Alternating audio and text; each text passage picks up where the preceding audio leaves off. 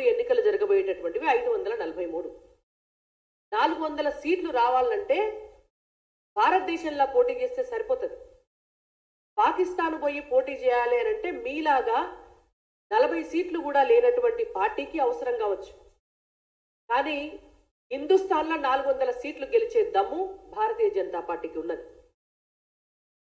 2 స్థానాల నుంచి ఇవాళ 303 స్థానాలకు వచ్చి 303 నుంచి 400 పైచిలకు స్థానాలు గెలుచుకునే దిశగా భారతీయ జనతా పార్టీ పోతుంటే 60 ఏళ్ల పైచిలకు భారతదేశాన్ని అప్రతిహితంగా పరిపాలించి ఇవాళ ఉనికిని కాపాడుకోలేనటువంటి నిరాశ నిస్పృహల్లోకి మీ కాంగ్రెస్ పార్టీ పోతుంది. అది మీ పార్టీకి భారతీయ జనతా పార్టీకి ఉన్నటువంటి తేడా. పాకిస్తాన్ మీద లెస్స ప్రేమ పుట్టుకొస్తుంది వీళ్లకు. గంతగనం ప్రేమ ఉంటే రేవంత్ రెడ్డి గారిని నేను ఒకటే అడుగుతున్నా, 400 సీట్లకు మించి బీజేపీకి రావాలంటే పాకిస్తాన్కు పోవాలి అని అన్నారు కదా. మేము ఒకటే సవాల్ చేస్తున్నాం, మేము ఈ హిందుస్థాన్లోనే 400 సీట్లు తెచ్చుకుంటాం. మేము హిందుస్థాన్లో 400 సీట్లు తెచ్చుకుంటే రేవంత్ రెడ్డి గారు పాకిస్తాన్ పోవాలి. వారికి ఫ్లైట్ టికెట్లు మేము కొనిస్తాం, అక్కడ షెల్టర్ మేము ఇస్తాం. శరణార్థుల కింద భారతదేశం నుంచి మోడీ గారిని రిక్వెస్ట్ చేసి వారికి పెన్షన్ కూడా ఇప్పిస్తాం నెల నెల.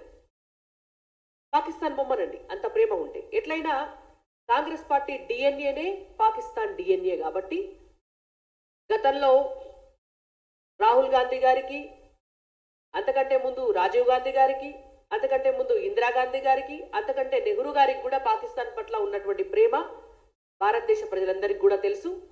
మీరు మళ్ళొకసారి ఆ పాకిస్తాన్ పట్ల ప్రేమను చూపించుకున్నారు. మీ రాహుల్ గాంధీ గారిని కూడా తీసుకుపోండి, పోంగ పని అయిపోతుంది. అమేథీకి వెళ్ళి వాయనాడ్ పోయిండు, వాయనాడ్కి వెళ్ళి పాకిస్తాన్ పోతాడు. ఆయన దేశ ప్రజలకు విముక్తి లభిస్తుంది, కానీ మళ్ళా మాకు స్టార్ క్యాంపెయినర్ లేకుండా అవుతాడు కావచ్చు. రాహుల్ గాంధీ గారిని కూడా మీరు తీసుకుపోతే. ఇంకొక విషయం, రాహుల్ గాంధీ గారు గతంలో మాట్లాడుకుంటా భారతీయ జనతా పార్టీకి 180 కంటే ఎక్కువ దాటాయి అన్నాడు. నిన్న రేవంత్ రెడ్డి గారు మాట్లాడుకుంటా భారతీయ జనతా పార్టీకి 240 దాటాయి అంటున్నాడు.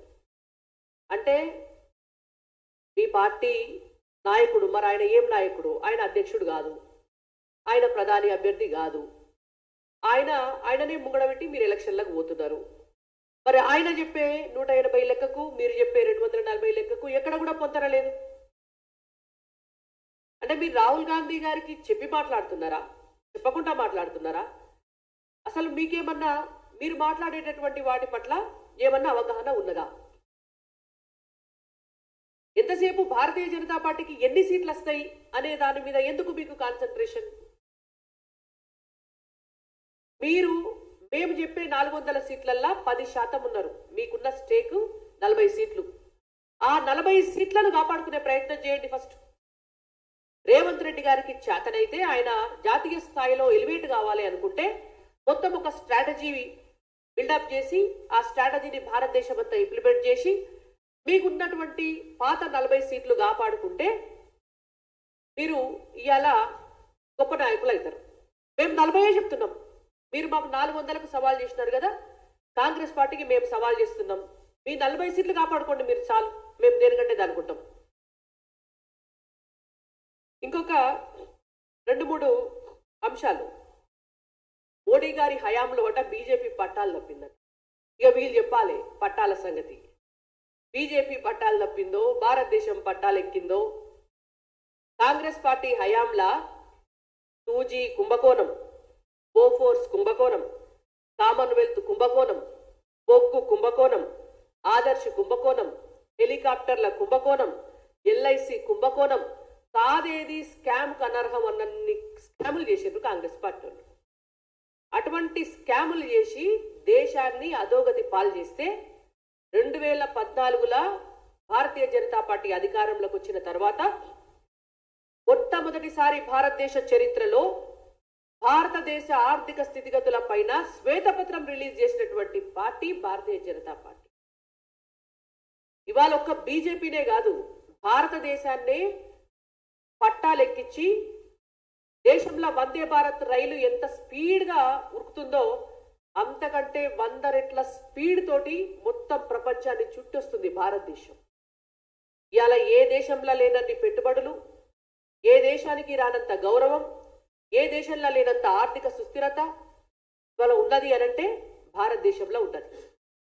మీకు మీ పార్టీలనే స్థుతి లేదు, గది లేదు, అతి లేదు. ఇక మీదికి వెళ్ళి మీరు భారతీయ జనతా పార్టీ గురించి మాట్లాడేటోళ్ళుగా తయారైంది. ఆదానికి మోడీ గారు డబ్బు దోచిపెట్టిండ్రట. రేవంత్ రెడ్డి గారు మీరు మాట్లాడేటప్పుడు యాదకుంచుకొని మాట్లాడాలి. మీరు ముఖ్యమంత్రి అయ్యి 120 రోజులు కాలే. ముఖ్యమంత్రి కాగానే రెడ్ కార్పెట్ వేసి ఆదానిని పిలిచి 12,500 కోట్ల రూపాయల ప్రాజెక్ట్స్ రేవంత్ రెడ్డి గారు ఎందుకు ఇచ్చినారు ఆదానికి? మీ రాహుల్ గాంధీ గారు చెప్పినారు కదా ఆదానికి జేబు దొంగ అని. మీ రాహుల్ గాంధీ స్టేట్మెంట్ ఇచ్చినాడు. మరి అదే ఆదాని పట్ల ఆదానికి మోడీ గారు దోచిపెట్టిండ్రని మీరిప్పుడు స్టేట్మెంట్ ఇచ్చేటోళ్ళు అదే ఆదానికి 12,500 కోట్ల రూపాయల ప్రాజెక్టులు ఎట్లా ఇచ్చినారు? అంటే మీ ఇష్టమా? బీజేపీ మీద నిందలేయడానికి మాత్రం ఆదాని పేరు వాడతారు.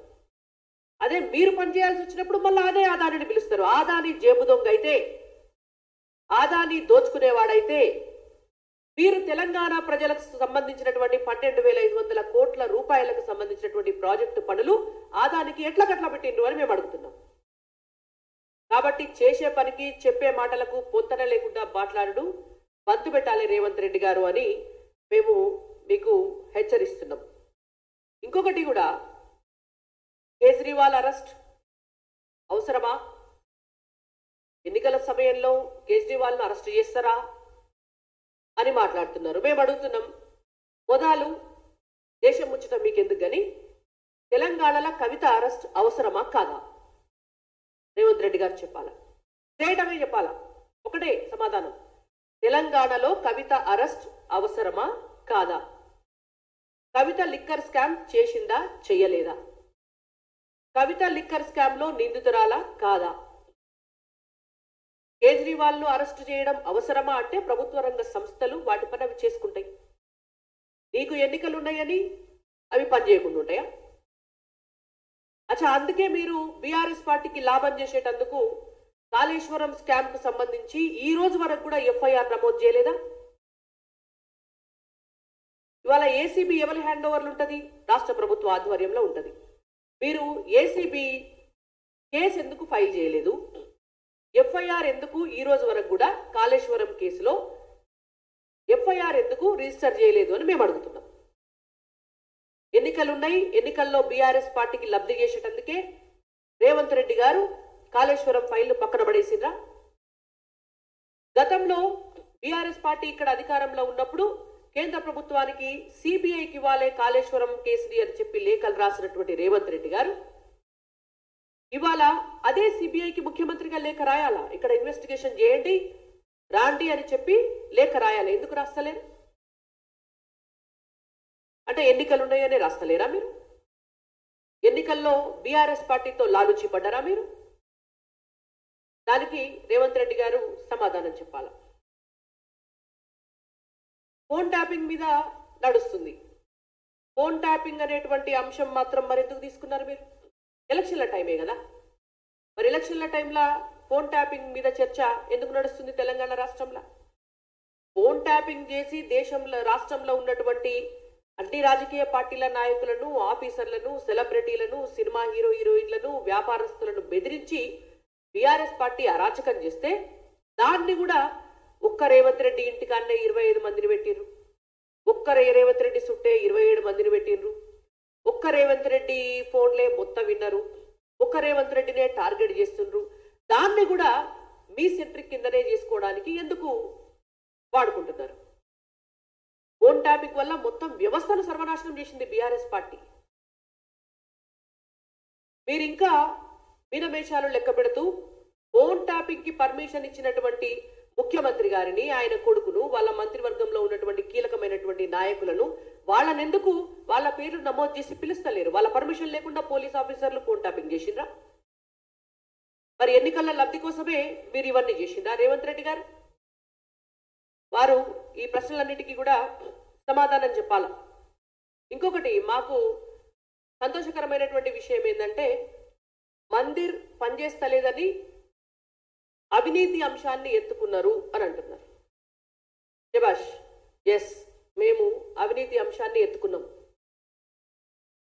చరిత్రలో ఎప్పుడు కూడా కాంగ్రెస్ పార్టీ లాంటి పార్టీ అధికారంలో ఉన్నప్పుడు ప్రతిపక్షాలు అవినీతి అంశాన్ని ఎత్తుకునేది.